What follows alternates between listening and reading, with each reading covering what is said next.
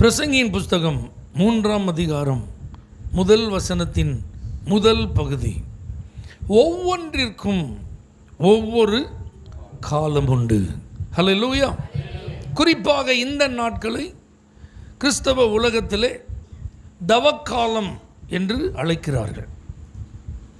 Lent காலம் என்று இன்னொரு விதத்தில் அதை என்ன செய்கிறாங்க சொல்கிறாங்க.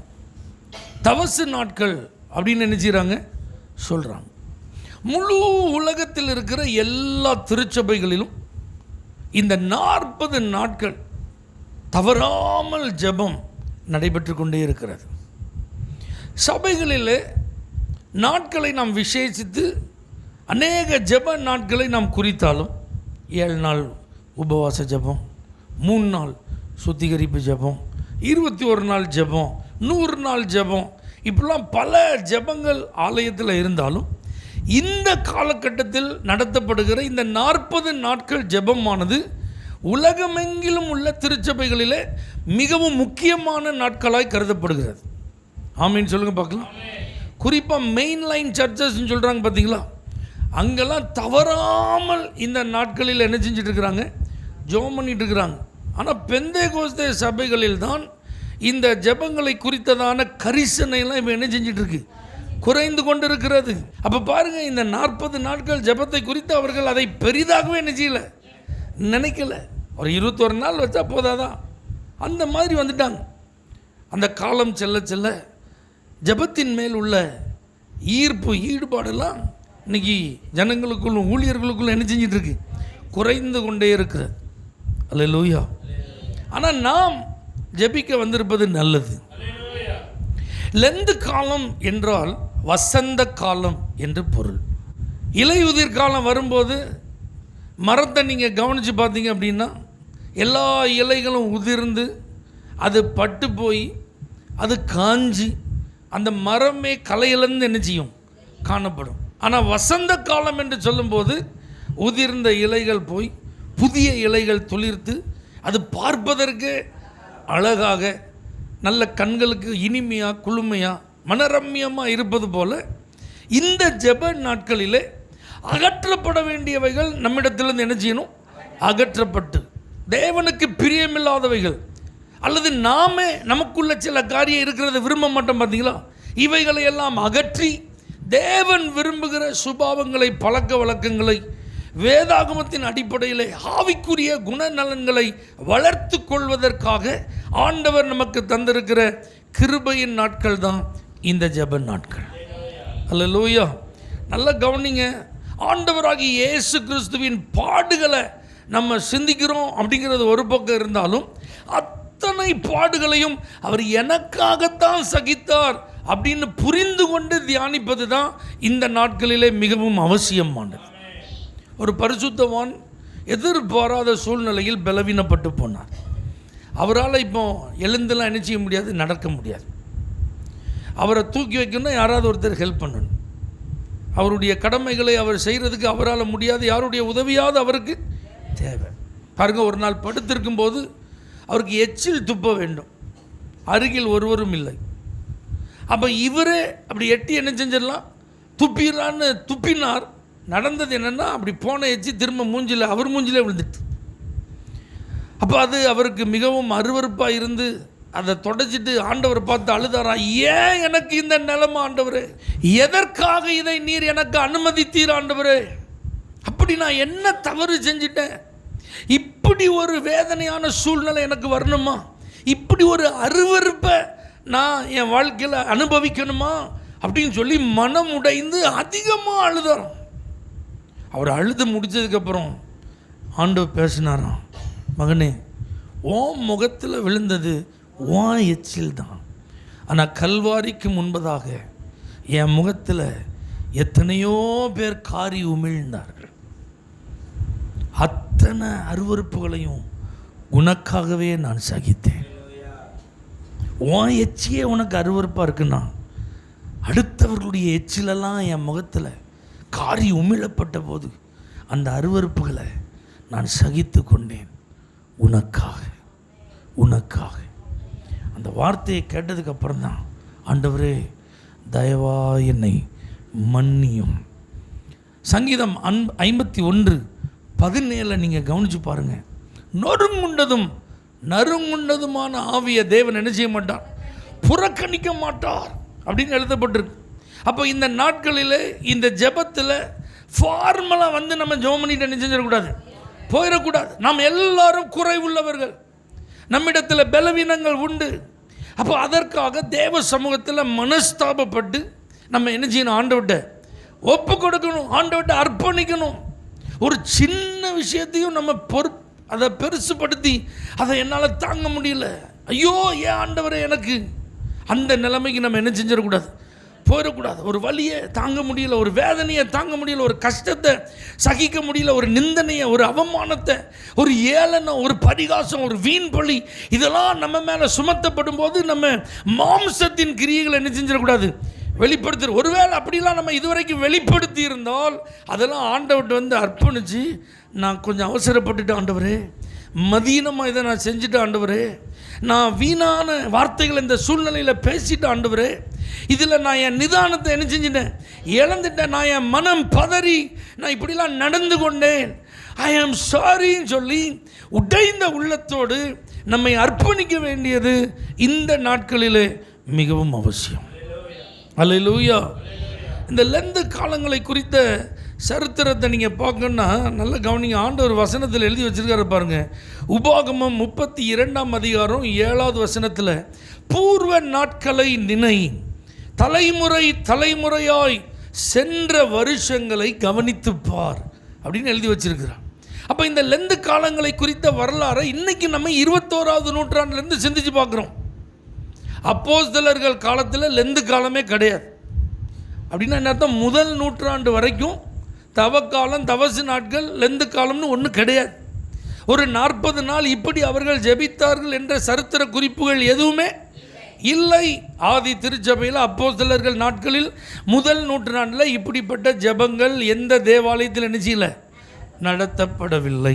ஆனால் 2ஆம் நூற்றாண்டில் ஐரேனியஸ் என்கிற ஒரு வரலாற்று ஆசிரியர் அவர் ஒரு குறிப்பு எழுதியிருக்கிறார். அந்த குறிப்பில் எப்படி ஜெபித்திருக்கிறார்கள் என்றால், இயேசு சிலுவையில் மரித்து அவர் திரும்ப அடக்கம் பண்ணப்பட்டு உயிர் தெழுந்தார் பார்த்தீங்களா, இந்த இடைப்பட்ட ஒரு 40 மணி நேரங்கள் அன்னைக்கு சபையில் ஜனங்கள் உபவாசிச்சிருக்காங்க. சபை பிதாக்களின் காலத்தில் 2ஆம் நூற்றாண்டில் 40 மணி நேரம் மாத்திரம். இது 2வது நூற்றாண்டில் என்ன செஞ்சிருக்கு, நடந்திருக்கிறது. ஆரிஜன் என்கிற வரலாற்று ஆசிரியர் 3ஆம் நூற்றாண்டில் அப்போ தான் சபையில் இந்த குறிப்பிட்ட நாட்களில் 40 நாட்கள் ஜெபித்ததாக அவர் குறிப்பு எழுதி வச்சிருக்கிறார். 3வது நூற்றாண்டில் 40 நாட்கள் சபையில் இப்படி என்ன நடந்திருக்கு, ஜெபங்கள் நடந்திருக்கிறது.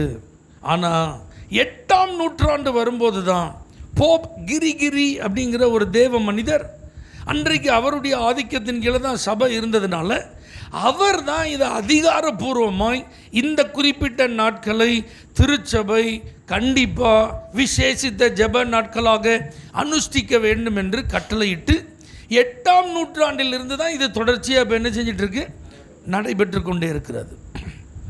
நீங்கள் கேட்கலாம், பாஸ்டர் லெந்து காலம் சொல்லி ஆஷ் வெனஸ்டேலேயே ஸ்டார்ட் பண்ணிட்டாங்களே, சாம்பல் புதன்லேயே என்ன செஞ்சிட்டாங்க, ஸ்டார்ட் பண்ணிட்டாங்களே. ஆனால் நம்ம சாம்பல் புதனெல்லாம் விட்டுட்டு இன்றைக்கி இந்த மண்டே என்ன செஞ்சுருக்கோம், நம்ம ஆரம்பிச்சிருக்கிறோமே அப்படின்னு நீங்கள் கவனித்து பார்த்தீங்கன்னா, ஈஸ்டர் ஞாயிற்றுக்கிழமை வருது பார்த்தீங்களா, அதிலிருந்து இந்த சாம்பல் புதன் வரைக்கும் ஞாயிற்றுக்கிழமைகளெல்லாம் ஸ்கிப் பண்ணிட்டீங்கன்னா, விட்டுட்டிங்கன்னா மொத்தம் 40 நாள் வரும். அதனால தான் அவங்க சாம்பல் புதன்லேருந்து ஈஸ்டர் வரைக்கும் 40 நாளாக அதை என்ன செய்கிறாங்க, கணக்கெடுக்கிறாள். ஞாயிற்றுக்கிழமை அவங்க என்ன செய்ய மாட்டாங்க, கணக்கில் எடுத்துக்கொள்ள மாட்டார்கள். ஆனால் நாம் அப்படி அல்ல. இன்றைக்கி நம்ம ஸ்டார்ட் பண்ணுறோம் அப்படின்னா இது கண்டினியூவாக 40 டேஸ் என்ன செஞ்சுட்டே இருக்கும், அப்படியே போயிட்டே இருக்கும். அதனால தான் நாம் இன்றைக்கி இந்த ஜெபத்தை என்ன செஞ்சுருக்கிறோம், ஆரம்பித்திருக்கிறோம். சாம்பல் அப்படிங்கிறத நீங்கள் பார்த்தீங்கன்னா வேதாகமத்தில் ஒரு மனிதன் துக்கத்தோடு இருக்கிறார் அப்படின்னா அவர் சாம்பல் என்ன செஞ்சுருப்பார், உட்கார்ந்துருப்பார். மிகுந்த துயரம் அவருக்கு இருக்குன்னா சட்டையை கிழிச்சிட்டு சாம்பலெல்லாம் தன்னுடைய மேலே அள்ளி என்ன செஞ்சுருப்பார், போட்டு பயங்கரமான வேதனையில் அவர் இருக்கிறார்.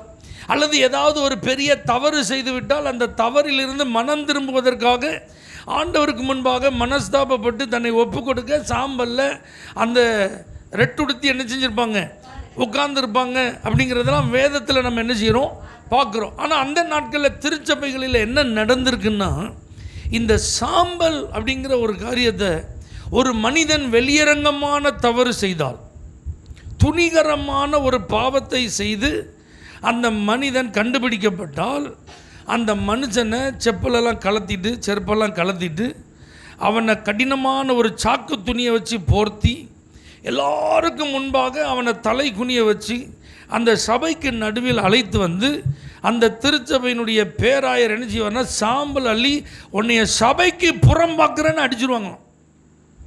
ஏற்கனவே அவர் சாம்பலை போட்டு தான் வருவார். அப்போது இவர் மேலே உன்னை நீ செஞ்ச குற்றத்திற்காக நீ செய்த தவறு உறுதி செய்யப்பட்டபடினால உன்னை நான் திருச்சபைக்கு என்ன செய்கிறேன், புறம்பாக்குறேன்னு சொல்லி அத்தனை பேர் முன்னிலையிலையும் சாம்பல் அடிச்சிருவாங்க. அப்போ அந்த நபர் தான் செய்த தவறை ஒத்துக்கொண்டு இந்த 40 நாட்கள் மனஸ்தாபப்பட்டு தன்னுடைய தவறை தேவனிடத்தில் அறிக்கை செய்து நல்மனம் பொருந்தி அதிலிருந்து தன்னை விலக்கி கொண்டு ஈஸ்டர் பண்டிகை என்று சேர்த்து கொள்ளப்படுவதற்காக, அங்கீகரிக்கப்படுவதற்காக இந்த ஜெப நாட்களை அவர்கள் விசேஷித்த நாட்களாய் நியமித்திருக்கிறார்கள்.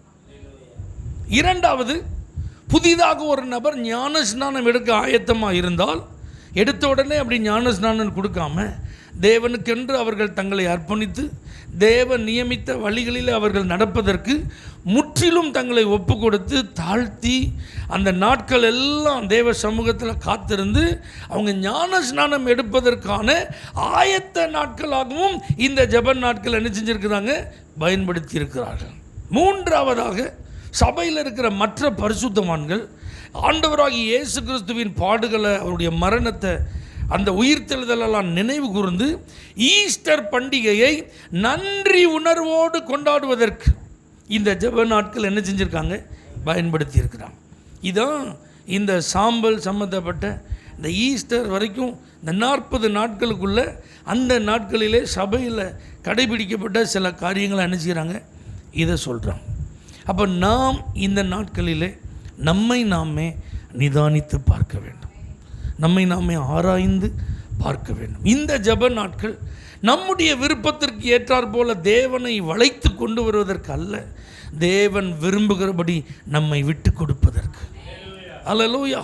நாம் கேட்பதெல்லாம் தேவன் கொடுக்க வேண்டும் என்பதற்காக விடாப்பிடியாக பிடிவாதமாக ஜெபிக்கிற ஒரு ஜெப நாட்கள் அல்ல, தேவன் நம்மிடத்தில் கேட்பதை அவருக்கு மனப்பூர்வமாய் கொடுக்கும் நாட்கள். அல்லேலூயா. நாம் என்னெல்லாம் விரும்புகிறோமோ அதெல்லாம் கர்த்தர் தரணும், அதெல்லாம் கர்த்தர் செய்யணும் அப்படின்னு சொல்லி ஆண்டவர் சமூகத்தில் நாம் அமர்ந்திருக்கிறோம் என்பதற்காக அல்ல, அவருடைய விருப்பம் என்ன என்பதை அறிந்து அவருடைய சித்தத்தை நிறைவேற்றுவதற்கு முக்கியத்துவம் கொடுக்கிற ஒரு நாட்கள் தான் இந்த ஜெப நாட்கள். அல்லேலூயா, அல்லேலூயா. அப்போ இந்த ஜெப நாட்களிலே நமக்குள்ள ஒரு மாற்றம் வர நம்மை அர்ப்பணிப்போம். நம்ம இதுவரைக்கும் பார்த்தவர்கள் நம்மிடத்தில் ஒரு மாற்றத்தை பார்க்க வேண்டும்.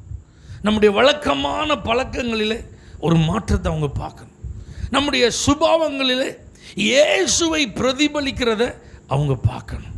ஒரு பக்கத்தில் இயேசுவையும் இன்னொரு பக்கத்தில் நம்மையும் வைத்தால் நிறுத்து பார்க்கும்போது ஒன்றாக இருக்கத்தக்கதாக இயேசுவை போல நான் மாற வேண்டும் என்கிற ஒரு பெரிய அர்ப்பணிப்போடு நம்மை ஒப்பு கொடுக்கிற நாட்களாக இந்த நாட்களை நாம் பயன்படுத்தி கொள்வோம். அல்லேலூயா. மாம்ச கிரியைகளை முற்றிலும் அழிக்கத்தக்கதாக பலிபீடத்தில் நம்மை அர்ப்பணிக்கிற நாட்களாக இந்த ஜெப நாட்களை நாம் பயன்படுத்தி கொள்வோம். நம்மை காண்பவர்கள் நம்மில் இருக்கிற கிறிஸ்துவை காண்கிற ஒரு நல்ல அனுபவம் உடையவர்களாய் நாம் மாறுவதற்கு இந்த ஜெப நாட்கள் நமக்கு உதவியாக இருப்பதற்காக நம்மை ஒப்பு கொடுப்போம். அல்லேலூயா. பாரம்பரியமாக சடங்காச்சாரமாக வழக்கமாக அனுஷ்டிக்கிற ஒரு ஜெப நாட்களை போல இந்த நாட்களை நாம் ஒரு கதையை போல கழித்து போட வேண்டாம். மிகவும் பிரயோஜனமான விதத்தில், பயனுள்ள விதத்தில், அர்த்தமுள்ள விதத்தில் இந்த ஜெபத்தை நாம் பயன்படுத்துவோம். நிச்சயமாக நம் மூலமாய் தேவன் மகிமைப்படுவார். கண்களை மூடி நாம் ஜெபிப்போம். பரலோக தேவனே, கிருபை நிறைந்த ஆண்டவரே, எங்களுக்காக நீர் பட்ட பாடுகளை நாங்கள் நினைக்கிறோம். அத்தனை அடிகளும், அத்தனை அவமானங்களும், அத்தனை வேதனைகளும் எங்களுக்காகவே, எங்களை மீட்பதற்காகவே. இந்த கல்வாரி காட்சிகளை நாங்கள் தியானித்து முற்றிலும் உம்மை போல மாறுவதற்கு எங்களை ஒப்பு கொடுக்க இந்த ஜெப நாட்களை எங்களுக்கு ஆசீர்வாதமாய் மாற்றித்தார். இயேசுவின் நாமத்தில் ஜெபிக்கிறோம் எங்கள் ஜீவனுள்ள நல்ல பிதாவே, ஆமென். For prayer contact, Pastor J. J. Kumar, El Shaddai Ministries, 9500252586, Surandai.